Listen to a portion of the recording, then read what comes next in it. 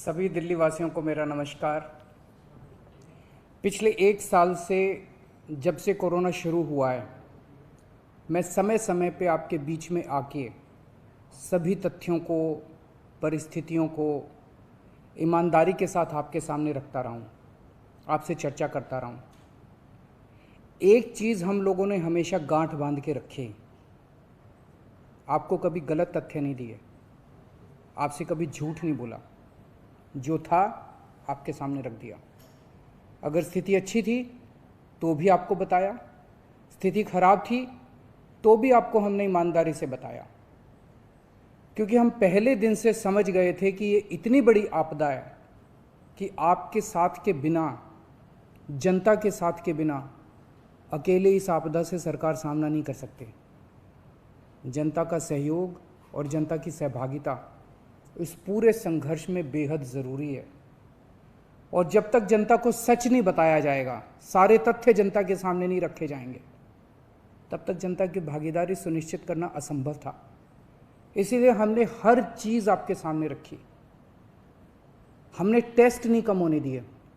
आज दिल्ली के अंदर सबसे ज़्यादा टेस्ट हो रहे हैं। मैं तो ये कहूँगा कि अगर प्रति 10 लाख की पॉपुलेशन पे देखा जाए तो शायद पूरी दुनिया में सबसे ज़्यादा टेस्ट दिल्ली में हो रहे हैं।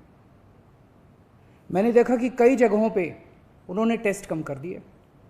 टेस्ट कम कर दिए तो केस कम आने लग गए। इस तरह से तथ्यों के साथ कई जगह हेरफेर करने की कोशिश की गई। हमने ऐसा नहीं किया। हमने टेस्ट कम नहीं किए, उल्टे कम करने की वजह हमने दिल्ली में टेस्ट कई गुने बढ़ा दिए। आज लगभग 1 लाख टेस्ट दिल्ली में डेली हो रहे हैं।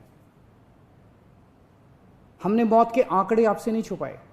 जितनी मौतें होती थी हमने सब आपके सामने रखी, ईमानदारी से रखी। अगर ज़्यादा हो रही थी तो ज़्यादा बताई, कम हो रही थी तो कम बताई। कितने बेड्स हैं, कितने आईसीयू बेड्स हैं, क्या परिस्थितियां हैं, हर चीज़ आपके सामने ईमानदारी के साथ रखी। और इसी वजह से जब भी हमने कड़े निर्णय लिए, हमें आपका पूरा सहयोग मिला, दिल्ली की जनता का पूरा सहयोग मिला। मैं हमेशा कहता हूं कि हमारी दिल्ली एक परिवार है। दिल्ली के 2 करोड़ लोग एक परिवार हैं। और जब परिवार में कोई आपदा आती है तो सारे परिवार के लोग मिलकर उसका सामना करते हैं। अब भी हम सभी मिलकर इसका सामना करेंगे। पहले भी जीत हुई थी, अब भी जीत होगी। आज दिल्ली में क्या परिस्थिति है? पिछले 24 घंटे में दिल्ली में लगभग 23,500 केस आए हैं। उसके पिछले 24 घंटे में लगभग 25,500 केस आए थे। तो पिछले 3-4 दिन से रोज हम देख रहे हैं लगभग 25,000 के करीब केस आ रहे हैं। पॉजिटिविटी बहुत ज़्यादा बढ़ गई है, संक्रमण दर बहुत ज़्यादा बढ़ गई है। दिल्ली के अंदर अस्पतालों में उपलब्ध बेड्स की भारी कमी हो रही है। डेली 25-25 हज़ार अगर पेशेंट्स आएंगे तो कोई भी व्यवस्था चरमरा सकती है। दिल्ली के अंदर बेड्स की भारी कमी हो रही है। आईसीयू बेड्स दिल्ली में लगभग ख़त्म हो गए हैं। आज सुबह मैं ऐप पे देख रहा था 100 से भी कम आईसीयू बेड्स दिल्ली में बचे हैं। ऑक्सीजन की भारी कमी हो रही है। कल हमने सेंट्रल गवर्नमेंट को भी लिखा है, उनसे बातचीत चल रही है। परसों रात को एक हादसा होते होते बचा।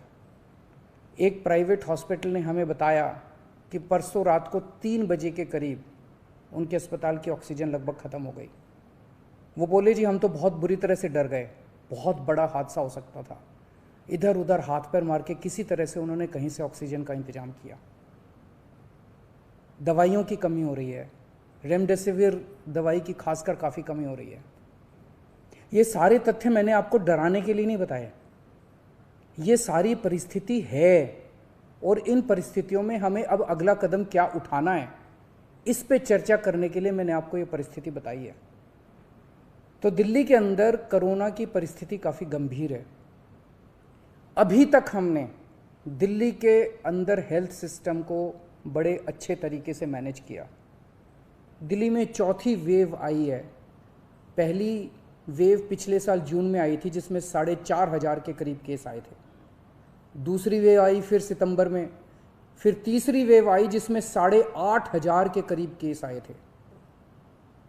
दुनिया के कई शहर ऐसे हैं, बड़े बड़े देशों के, विकसित देशों के शहर, जहाँ 6,000 केस आए तो उनका पूरा हेल्थ सिस्टम चरमरा गया, कोलैप्स कर गया। दिल्ली में 8,500 केस आए पिछली बार तीसरी वेव में, तब भी हमारा सिस्टम कोलैप्स नहीं किया, उल्टे हमने और ज़्यादा अपनी तैयारियां शुरू कर दी। आज 25,000 केस आए हैं। अब दिल्ली का हेल्थ सिस्टम अपनी सीमा तक पहुंच गया है। हमारा हेल्थ सिस्टम अब बहुत ज़्यादा तनाव में है। मैं ये नहीं कहूँगा कि हमारा हेल्थ सिस्टम अभी कोलैप्स किया है, लेकिन आज हमारा हेल्थ सिस्टम बहुत ज़्यादा तनाव में है। किसी भी हेल्थ सिस्टम की अपनी सीमाएं होती हैं। अनगिनत पेशेंट्स तो कोई भी सिस्टम नहीं ले सकता ना। किसी भी सिस्टम की अपनी सीमाएं हैं। पिछले 5 साल में आपकी सरकार ने दिल्ली में बहुत बड़े स्तर पे स्वास्थ्य के क्षेत्र में काम किया है। खूब नए हॉस्पिटल खोले हैं, मोहल्ला क्लिनिक, पॉलीक्लिनिक बनाए हैं। बहुत बड़े स्तर के ऊपर स्वास्थ्य के क्षेत्र में काम हुआ है। यही कारण है कि आज 25,000 केस के ऊपर भी दिल्ली का सिस्टम चल रहा है। लेकिन अब इसके बाद अगर तुरंत कुछ कठोर कदम नहीं उठाए गए तो ये सिस्टम कोलैप्स कर सकता है। और अगर हेल्थ सिस्टम कोलैप्स कर गया तो मुझे डर है कहीं बहुत बड़ी त्रासदी ना हो जाए।